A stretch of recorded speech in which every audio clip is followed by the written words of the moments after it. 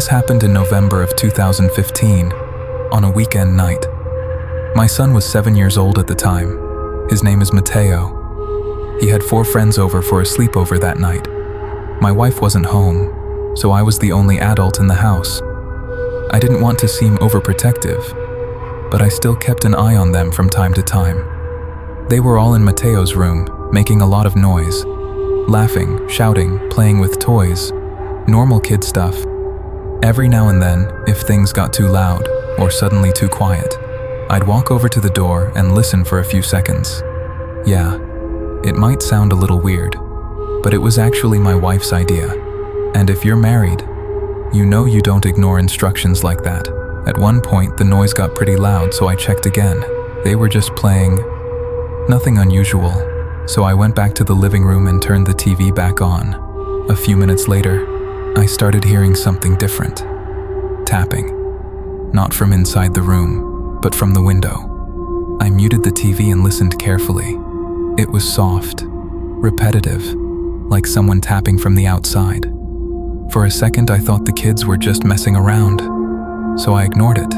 But then, everything went completely silent, and that wasn't normal. I got up immediately and walked down the hall. I stood outside the door, listening. I could hear quiet whispering, soft giggling, like they were trying not to be heard. So I opened the door. All 4 kids were sitting on the floor, surrounded by toys. Everything looked normal, until I noticed the window. It was wide open. That's when I felt it, that subtle, sinking feeling in my stomach. I told them to close the window and keep the noise down. Then I shut the door and stepped into the bathroom for a second. And that's when I saw it. Out of the corner of my eye, a dark shape passed by the window. Outside, I froze for a second, then rushed straight back to the bedroom.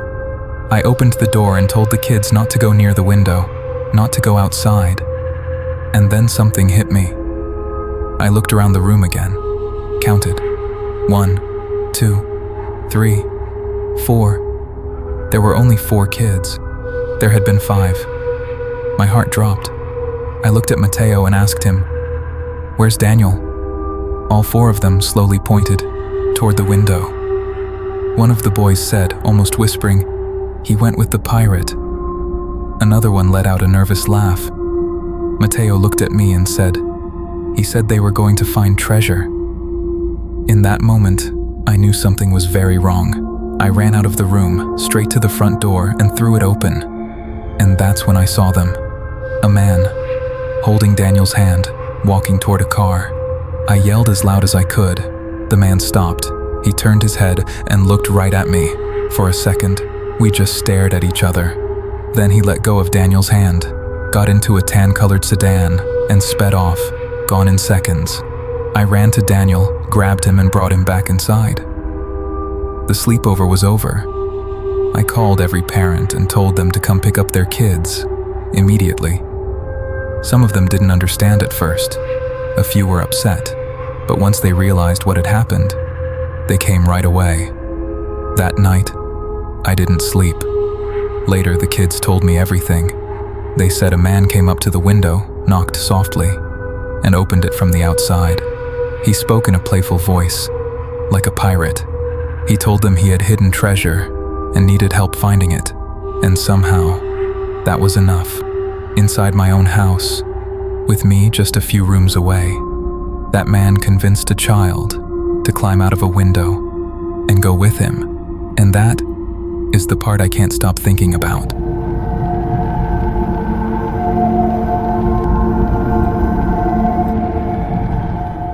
This happened when I was 15. It was just a normal night, and like most nights back then, we had nothing to do. I was with my friend Valeria and my best friend Lucia. We wanted somewhere to smoke, somewhere no one would bother us. There were woods just a short walk from Valeria's house, and being dumb, adventurous teenagers, we thought it was the perfect idea.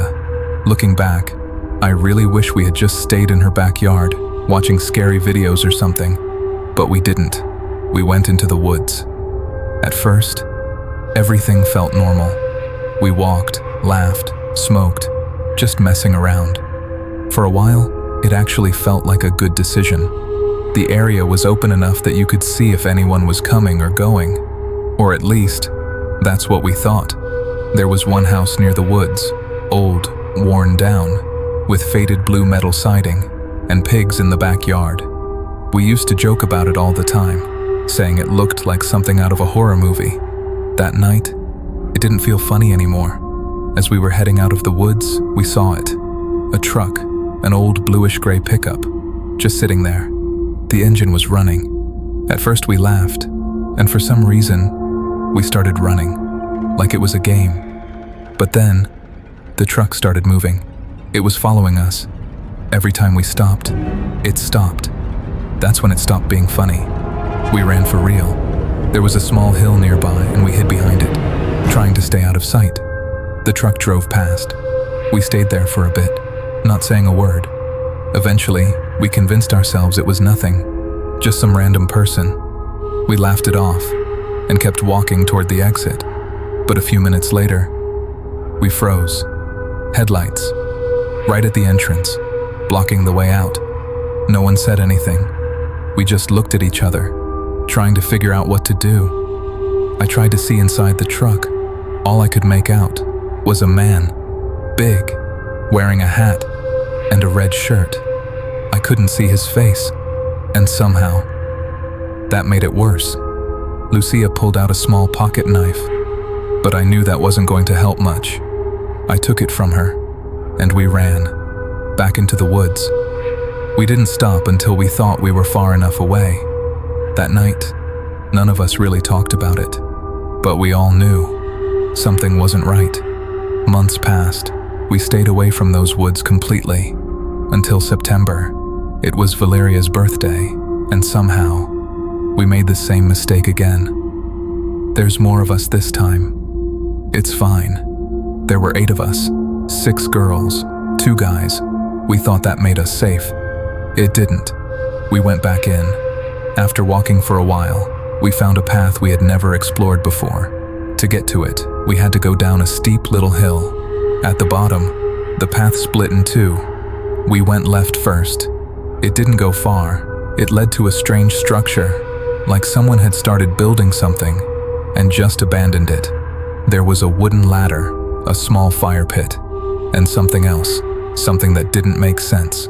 Saws, hanging from strings, tied between trees, gently swaying, like they had been placed there for a reason. We didn't take it seriously, not then. We kept going, took the other path, and not far down, we found it. A wooden structure, tall, simple, but unmistakable. It looked like a gallows. There was a rope, tied into a noose. On the ground, an old pair of shoes and a shovel. The air felt different, heavy, too quiet. No one laughed, no one made jokes. We just stood there, staring. Then we took pictures and left, fast. That was the last time I ever went into those woods. And to this day, there's something I can't stop thinking about. The truck, the man, that house by the woods, and everything we found out there. Because if all of it was connected, then that night, when we thought we were being chased, we weren't just running away from someone, we were running from something that had already been there for a long time, waiting.